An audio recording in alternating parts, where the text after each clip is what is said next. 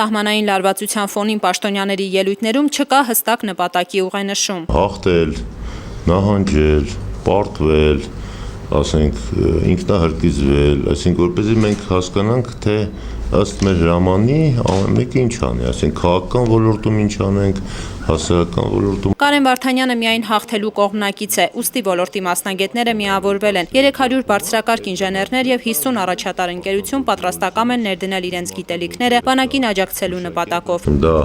հայտնաբերումն է անօդաչու թռչող սարքերի, դրանց բանն է,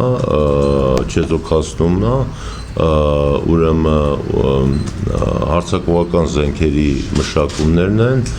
բանակի կառավարման խնդիրներն են։ Կարեն Վարդանյանը պաշտպանության նախարարությունում խորհրդակցության է մասնակցելու, ներկայացնելու համար վերոնշյալ ծրագրերը։ Մենք ասենք այնքան 20 տարի այնքան նպատակ չենք դրել, այնքան գործ չենք արել, որ ամեն ինչ փթել է եւ մենք եկել ենք կանգնել ենք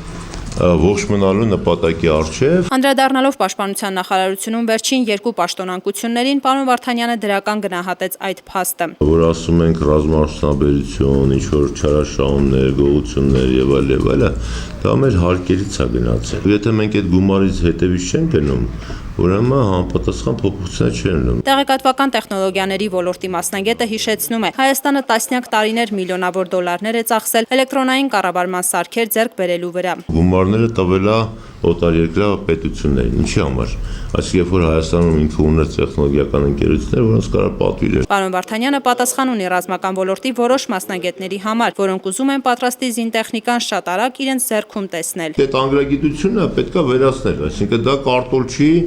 տուշոնկա չի։ Եթե գիտազական աշխատանքը բանակը